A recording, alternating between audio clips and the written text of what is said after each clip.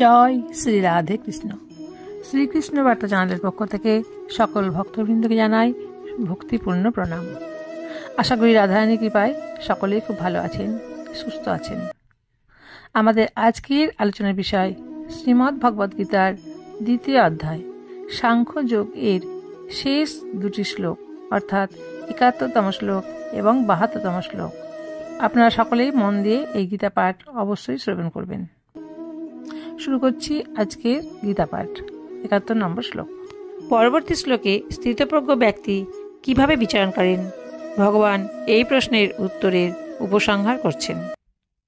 বিহায় কামান যা সর্বান পুমাংশ্চরতি নিস্পৃহা নির্মম নিরহংকারঃ স শান্তিম অধিগচ্ছতি।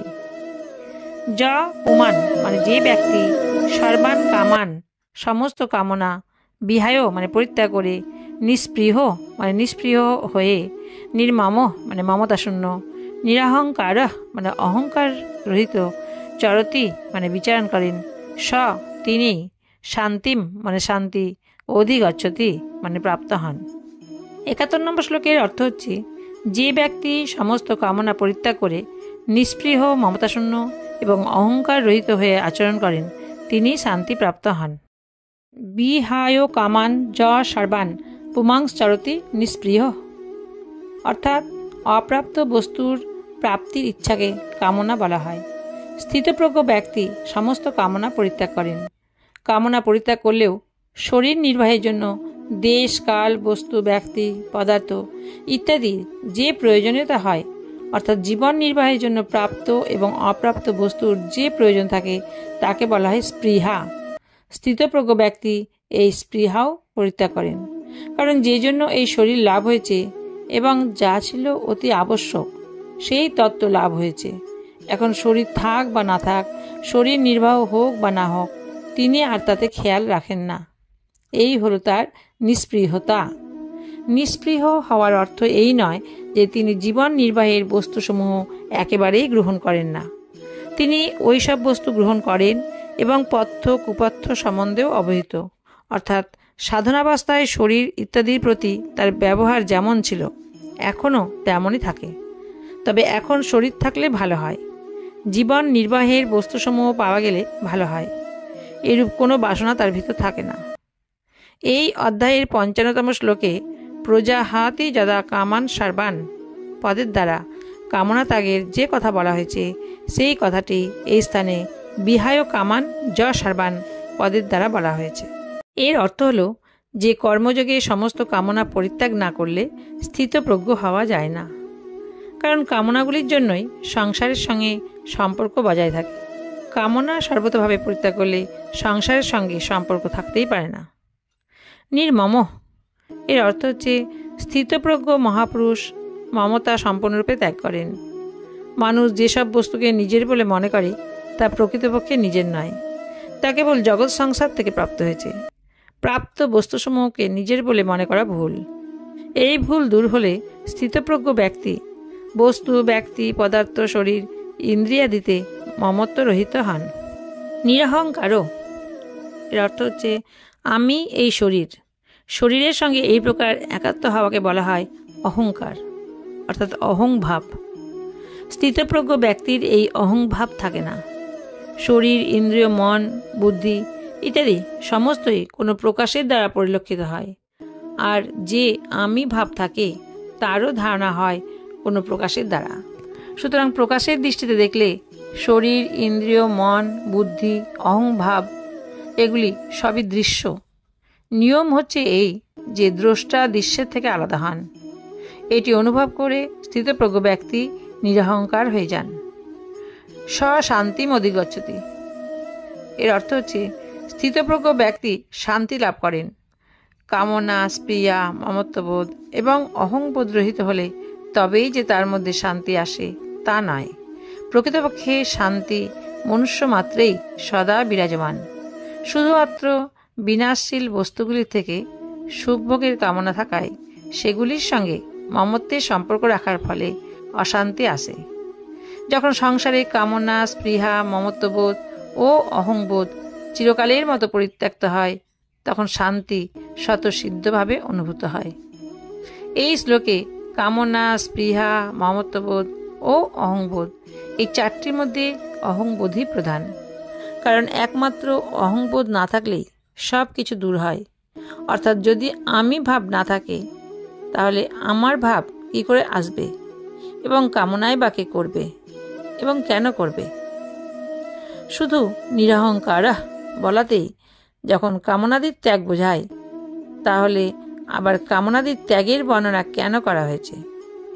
এর উত্তর হলো, কামনা, স্পৃহা, মমতা এবং অহং এই চারটির মধ্যে কামনা হচ্ছে স্থূল, কামনা থেকে স্পৃহা সূক্ষ্ম, স্পৃহা থেকে মমতা সূক্ষ্ম এবং মমতা থেকে অহংবোধ আরও সূক্ষ্ম।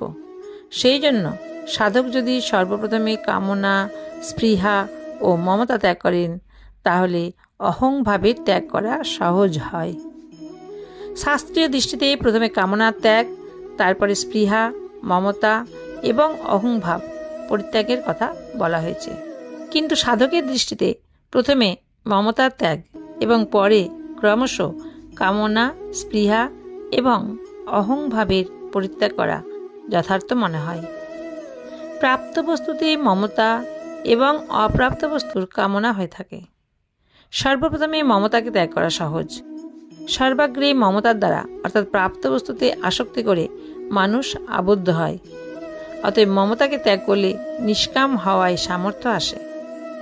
কামনার ত্যাগ করলে নিষ্প্রিয় হওয়ার সামর্থ্য লাভ হয় এবং স্পৃহা ত্যাগ করলে অহং ভাব ত্যাগ করার সামর্থ্য আসে। শাস্ত্রীয় প্রক্রিয়া অনুসরণ করলে মানুষ পাণ্ডিত্য অর্জন করে, কিন্তু সাধকের পদ্ধতি অনুসরণ করলে মানুষের তত্ত্বের অনুভূতি হয়। অহংবোধ ও মমত্ববোধ থেকে মুক্ত হওয়ার উপায়। কর্মযোগের দৃষ্টিতে কোনো কিছুই আমার নয়, কারণ আমার কোনো বস্তু, ব্যক্তি, পরিস্থিতি, ঘটনা, অবস্থা ইত্যাদির উপর স্বাধীনভাবে অধিকার নেই। যখন কিছুই আমার নয়, তখন আমার কিছুর দরকার নেই। কারণ শরীর যদি আমার হয়, তবে অন্ন, জল, বস্ত্রাদিরও আমার প্রয়োজন থাকে। কিন্তু শরীরে যদি আমার না হয়, তাহলে আমার কোনো কিছুরই প্রয়োজন নেই। যখন আমার কিছু নয় এবং আমার কিছুরই প্রয়োজন নেই, তখন আমি কোথায় থাকি? কারণ আমি তো কোনো বস্তু, শরীর, অবস্থা ইত্যাদি ধরেই হয়। আমার বলে কথিত এই শরীরাদির শুধুমাত্র সংসারের সঙ্গেই অভিন্ন সম্পর্ক হয়ে থাকে। সেই জন্য নিজের বলে কথিত এই শরীর দ্বারা যা কিছু করার, তা শুধু জগতের হিতের জন্যই করতে হয়, কারণ আমার কিছুরই প্রয়োজন নেই। এরূপ ভাব হলে আমির একদেশীয় বোধ স্বতই দূর হয় এবং কর্মযোগী অহং ও মমত্ববোধ রহিত হন। সাংখ্যযোগের দৃষ্টিতে প্রাণীমাত্রেরই আমি আছি এই প্রকার নিজ স্বরূপের স্বতঃসিদ্ধ সত্তার জ্ঞান থাকে। এর মধ্যে আমি হচ্ছে প্রকৃতির অংশ এবং আছি হলো সত্তা। এই আছি বাস্তবে আমিকে নিয়েই থাকে। যদি আমি না থাকে, তাহলে আছিও থাকে না, তাহলে আছে থাকে। আমি আছি, তুমি আছো, এ আছে, সে আছে, এই চারটির অস্তিত্ব হয় ব্যক্তি এবং দেশকাল নিয়ে। যদি এই চারটি অর্থাৎ ব্যক্তি এবং দেশকালকে না ধরা হয়, তাহলে শুধু আছেই থাকে, আছেতেই এর স্থিতি হয়। আছেতে স্থিতি হওয়ায় সাংখ্যযোগী অহংবোধ ও মমত্ববোধ রহিত হন। ভক্তিযোগের দৃষ্টিতে যাকে আমি এবং আমার বলা হয়, তা সবই প্রভুর। কারণ আমার বলে যে সকল বস্তু, তার উপর আমার কোনো অধিকার নেই, কিন্তু প্রভুর সেগুলির ওপর সম্পূর্ণ অধিকার আছে। তিনি যেভাবে বস্তুগুলিকে রাখতে চান, সেগুলি সেভাবেই থাকে। সুতরাং এ সমস্তই তার, তাই এগুলি প্রভুর সেবাতেই লাগানো উচিত। আমার বলে যে শরীর, ইন্দ্রিয়, মন, বুদ্ধি আছে, এই সমস্তই তার, আর আমিও তার। এরূপ ভাব হলে ভক্তিযোগী অহংবোধ ও মমত্ববোধ রহিত হন। প্রথমে সোহমৃতত্বায় কল্পতে বলে জ্ঞানযোগের সিদ্ধির কথা বলা হয়েছে। এবার শান্তিম অধিগচ্ছতি বলে কর্মযোগের সিদ্ধির কথা জানিয়েছেন। তাৎপর্য হল যে চিন্ময়তাতে স্থিতি লাভ হলে অমরত্ব প্রাপ্তি হয় এবং জড়ত্ব ত্যাগ হলে শক্তি লাভ হয়। অহংভাব নিজস্বরূপে মেনে নেওয়া হয়েছে, বাস্তবে তা নেই। এটি যদি বাস্তব হতো তাহলে আমরা কখনোই নিরহংকার হতে সক্ষম হতাম না, এবং ভগবানও কখনো নিরহংকার হওয়ার কথা বলতেন না। কিন্তু তিনি নিরহংকার কথাটি বলেছেন। সুতরাং আমরা অহংকার রহিত হতে সক্ষম। আমাদের অনুভবও তাই, যে স্বরূপ প্রকৃতই অহংকার রহিত। গভীর নিদ্রার সময় অহংয়ের অভাব এবং স্বস্বরূপের ভাব অনুভব করে থাকে, যা জাগরিত হবার পর স্পষ্ট বোধ হয়।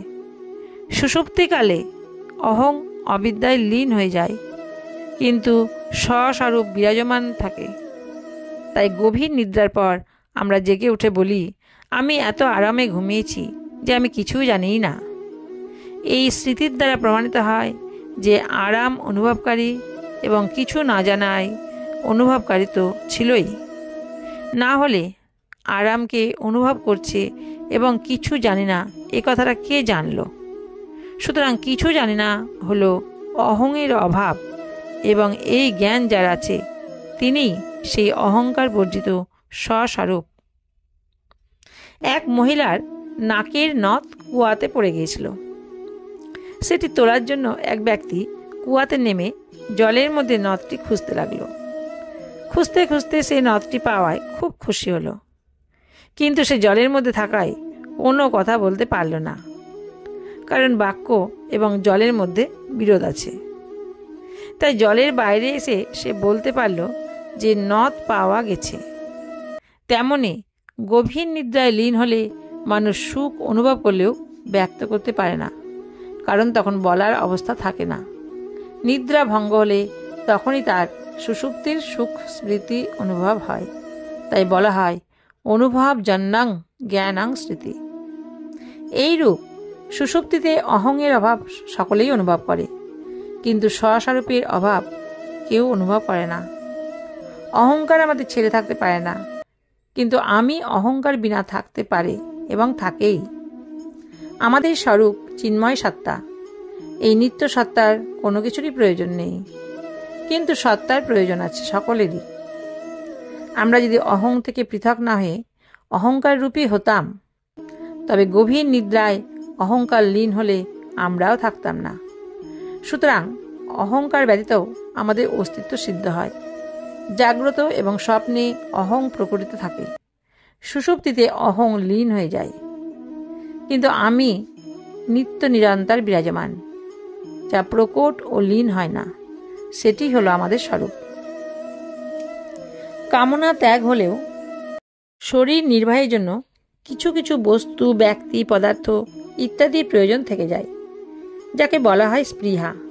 স্থিতপ্রজ্ঞ মহাপুরুষদের শরীর নির্বাহের প্রয়োজনীয়তা তো দূরের কথা, শরীরেরও প্রয়োজন থাকে না, কেননা শরীরের প্রয়োজনই মানুষকে পরাধীন করে দেয়।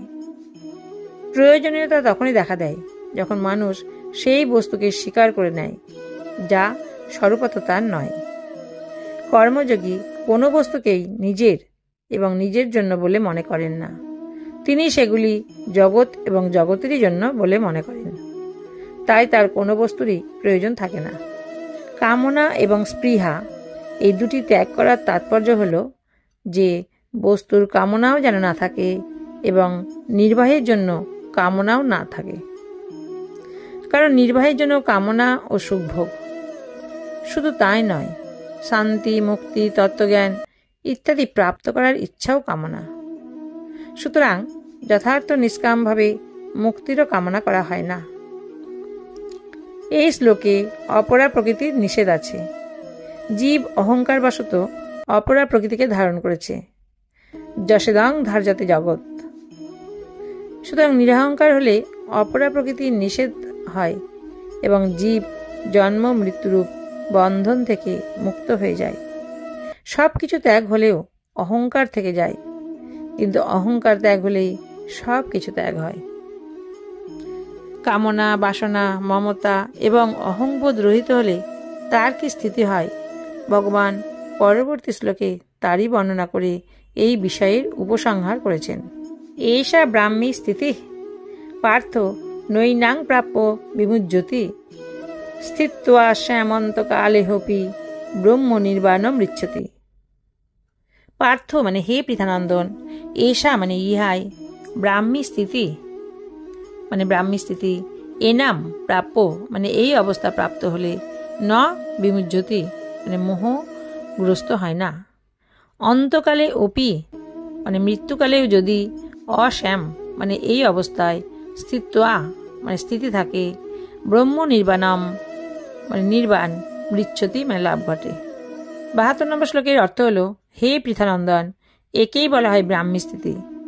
জীবের এই অবস্থা প্রাপ্তি হলে তিনি কখনো আর মোহগ্রস্ত হন না। মৃত্যুকালেও যদি এই অবস্থায় স্থিত হন তাহলে নির্বাণ লাভ হয় এবং তার ব্রহ্ম প্রাপ্তি হয়। এষা ব্রাহ্মী স্থিতি পার্থ, এই হলো ব্রাহ্মী স্থিতি অর্থাৎ ব্রহ্মপ্রাপ্ত মানুষের স্থিতি।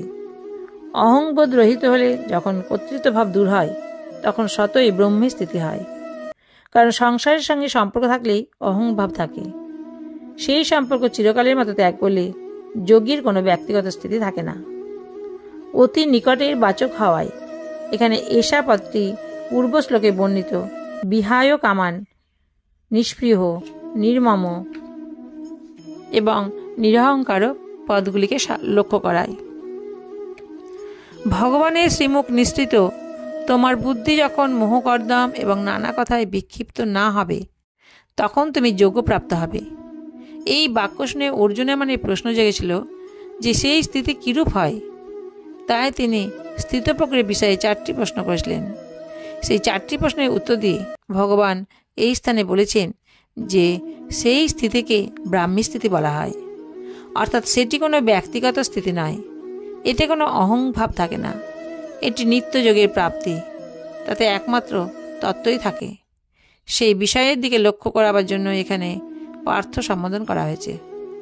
নৈনাং প্রাপ্য বিমুজ্যতি, শরীরে যতক্ষণ অহংভাব থাকে ততক্ষণ পর্যন্ত মোহগ্রস্ত হওয়ার সম্ভাবনা থাকে, কিন্তু যখন অহংভাব সম্পূর্ণরূপে দূর হয়ে ব্রহ্মের স্থিতি অনুভূত হয় তখন অহংবোধ নষ্ট হওয়ায় আর কখনো মোহগ্রস্ত হওয়ার সম্ভাবনা থাকে না। সৎ এবং অসৎকে ঠিকভাবে না জানাই হচ্ছে মোহ। তাৎপর্য হলো যে স্বয়ং সৎ হয়েও অসতের সঙ্গে নিজের একাত্মতা মানতে থাকাই হলো মোহ। সাধক যখন অসৎকে সম্যক রূপে জেনে নেন তখন তার অসতের থেকে সম্পর্ক ছেদ হয় এবং সতে নিজ প্রকৃত স্থিতি অনুভূত হয়। এই স্থিতি অনুভূত হলে আর কখনো মোহগ্রস্ত হতে হয় না। স্থিত্বা শ্যামন্ত কালে হবি ব্রহ্ম নির্বাণা মিচ্ছতি, অর্থাৎ এই মনুষ্য দেহ লাভ হয়েছে কেবলমাত্র পরমাত্ম প্রাপ্তির জন্যই। তাই ভগবান অত্যন্ত সাধারণ এবং অতি পাপী ব্যক্তিকেও সুযোগ দিয়েছেন যে যদি তারা মৃত্যুকালেও পরমাত্মাতে নিজ স্থিতি করে অর্থাৎ জড়ত্বের থেকে সম্পর্ক ছেদ করে নেয় তাহলে তারাও ব্রহ্ম নির্বাণ লাভ করে জন্ম মৃত্যু চক্র থেকে মুক্তি লাভ করতে পারে। এই কথায় ভগবান 7ম অধ্যায়ের 30তম শ্লোকেও এইভাবে বলেছেন, অধিভূত অধিদৈব এবং অধিযোগ্য সবই এক ভগবান। মৃত্যুকালেও যে ব্যক্তি আমাকে এইভাবে জানেন তিনিই আমাকে যথার্থরূপে জানতে পারেন, অর্থাৎ আমাকেই প্রাপ্ত হন। 8ম অধ্যায়ের 5ম শ্লোকেও বলেছেন, মৃত্যুর সময় যিনি আমাকে স্মরণ করতে করতে দেহত্যাগ করেন তিনি যে আমাকেই প্রাপ্ত হন তাতে কোনো সংশয় নেই। দ্বিতীয়ত উল্লিখিত পদটির দ্বারা ভগবান সেই ব্রাহ্মী স্থিতির এই মহিমা বর্ণনা করছেন যে মৃত্যুকালেও কেউ যদি এতে স্থিত হন তবে তিনি নির্বাণ ব্রহ্মকেই প্রাপ্ত হন। সমবুদ্ধির বিষয়ে যেমন ভগবান জানিয়েছেন যে এর অল্প অনুষ্ঠানও মহাভয় হইতে রক্ষা করে, এখানেও জানিয়েছেন যে মৃত্যুকালেও যদি ব্রাহ্মী স্থিতির লাভ হয়, জড়ত্ব থেকে সম্পর্ক ছেদ হয়, তাহলে নির্বাণ স্বরূপ ব্রহ্ম প্রাপ্তি হয়। এই স্থিতি অনুভূত হওয়ার পথে জড়ত্বের প্রতি অনুরাগী হলো একমাত্র বাধা। মৃত্যুকালেও যদি কেউ আসক্তি ত্যাগ করেন তাহলে তৎকালে তার নিজেও স্বতঃসিদ্ধ বাস্তবিক স্থিতি অনুভূত হয়। এখানে একটি সংশয় আসতে পারে যে সমস্ত জীবন ধরে যে অনুভূতি হয়নি মৃত্যুকালে তা কেমন করে হবে। অর্থাৎ সুস্থ অবস্থায় সাধকের বুদ্ধিও সুস্থ থাকে, বিচার করার ক্ষমতা থাকে, সাবধানতা থাকে, তবেই ব্রাহ্মী স্থিতি অনুভব করা সহজ হয়। কিন্তু মৃত্যুকালে দেহত্যাগের সময় বুদ্ধি বিকল হয়, সাবধানতা থাকে না। এইরূপ অবস্থায় ব্রাহ্মী স্থিতির অনুভব কী করে সম্ভব? এর উত্তর হলো এই যে মৃত্যুকালে প্রাণত্যাগের সময় শরীর আদি থেকে যখন শতই সম্পর্ক ছেদ হতে থাকে, সেই সময় যদি স্বতঃসিদ্ধ তত্ত্বের দিকে দৃষ্টি রাখা যায়, তাহলে সহজে তার অনুভব হতে পারে। কারণ নির্বিকল্প অবস্থা প্রাপ্তিতে বুদ্ধি, বিবেক ইত্যাদির প্রয়োজনীয়তা থাকে, কিন্তু সর্ব অবস্থাতীত তত্ত্ব প্রাপ্তিতে শুধুমাত্র লক্ষ্যের প্রয়োজন হয়। সেই লক্ষ্যে পূর্বের অভ্যাস থেকেই হোক বা কোনো শুভ সংস্কার থেকে হোক, অথবা ভগবান বা কোনো সন্ত মহাপুরুষের অহৈতুকী কৃপাই হোক, সেই লক্ষ্য হলেই ব্রহ্মপ্রাপ্তি স্বতঃসিদ্ধ হয়। এই স্থলে অপিপত্রির তাৎপর্য হল এই যে মৃত্যুকালের পূর্বে অর্থাৎ জীবিত অবস্থায় এই স্থিতি হলে জীবন মুক্তি লাভ হয়। কিন্তু যদি মৃত্যুকালেও এই স্থিতি লাভ হয়, অর্থাৎ কেউ মমত্ববোধহীন এবং অহংকার বোধ শূন্য হয়, তাহলেও মুক্তি লাভ হয়। এর তাৎপর্য হলো যে এটিতে তৎক্ষণাৎ স্থিতি লাভ হয়। স্থিতির জন্য অভ্যাস, ধ্যান বা সমাধির কোনো প্রয়োজন হয় না। ভগবান এই স্থলে কর্মযোগের প্রকরণে ব্রহ্ম নির্বাণাম পদটি ব্যবহার করেছেন। এর তাৎপর্য হলো এই যে সাংখ্যযোগীর যেমন নির্বাণ ব্রহ্ম লাভ হয়, কর্মযোগীরও তেমন নির্বাণ ব্রহ্ম লাভ হয়।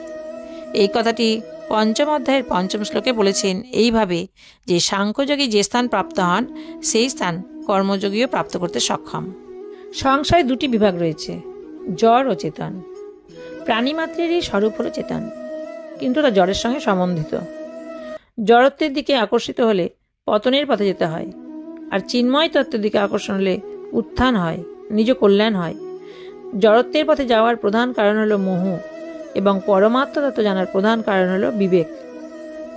বোঝাবার জন্য মোহ এবং বিবেক বোধকে দুটি ভাগে বিভক্ত করা হয়: অহং মমত্ববোধযুক্ত মোহ এবং কামনাযুক্ত মোহ, সৎ অসৎ বিবেক এবং কর্তব্য অকর্তব্যের বিবেকবোধ। প্রাপ্ত বস্তু ও শরীর আদিতে অহংবোধ ও মমত্ববোধ করা, এটি হলো অহং মমত্ববোধযুক্ত মোহ, এবং অপ্রাপ্ত বস্তু, ঘটনা, পরিস্থিতি ইত্যাদি কামনা করা, এটি হলো কামনাযুক্ত মোহ। শরীরই অর্থাৎ যিনি শরীরে অবস্থান করেন ও শরীর দুই পৃথক। শরীরই হলো সৎ আর শরীর হচ্ছে অসৎ। শরীরই চেতন এবং শরীর হলো জড়। এগুলি ঠিকমতো পৃথকভাবে জানাই হলো সৎ অসতের বিবেকবোধ।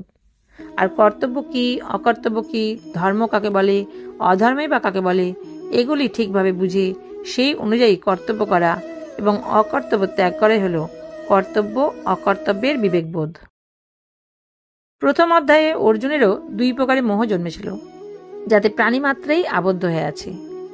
অহংবোধের সৃষ্ট মোহ, আমি সমস্ত দোষের কথা জানা ধর্মাত্মা, এবং মমত্ববোধ সৃষ্ট মোহ, আমার আত্মীয়রা হত হবেন। এটি হলো অহং ও মমত্ববোধযুক্ত মোহ। আমার পাপ না হয়, কুলনাশের দোষ না স্পর্শ করে, মিত্রদেহের পাপ না লাগে, নরকে যেতে না হয়, পূর্বপুরুষের পতন না হয়, এই সব হলো কামনাযুক্ত মোহ। উল্লিখিত দুই প্রকারের মোহ দূর করার জন্য ভগবান দ্বিতীয় অধ্যায়ে দুই প্রকারের বিবেকের কথা বলেছেন: দেহি দেহের, সৎ অসতের বিবেক, এবং কর্তব্য অকর্তব্যের বিবেক। শরীরী এবং শরীরের বিবেকের কথা বলতে গিয়ে ভগবান বলেছেন যে আমি, তুমি এবং এই রাজন্যবর্গ প্রথমে ছিলাম না, এটি ঠিক নয়। পরেও থাকবো না, তাও ঠিক নয়। অর্থাৎ আমরা সবাই আগেও ছিলাম, পরেও থাকব। অর্থাৎ এই শরীর আগে ছিল না এবং পরেও থাকবে না, এবং মধ্যকালেও প্রতিক্ষণ পরিবর্তিত হচ্ছে। যেমন দেহে বাল্য, যৌবন এবং বার্ধক্যের অবস্থা আসে, যেমন মানুষ পুরাতন বস্ত্রাদি পরিত্যাগপূর্বক নববস্ত্র পরিধান করে, জীবও তেমন পূর্বেকার শরীর পরিত্যাগ করে অন্য নূতন শরীর ধারণ করে।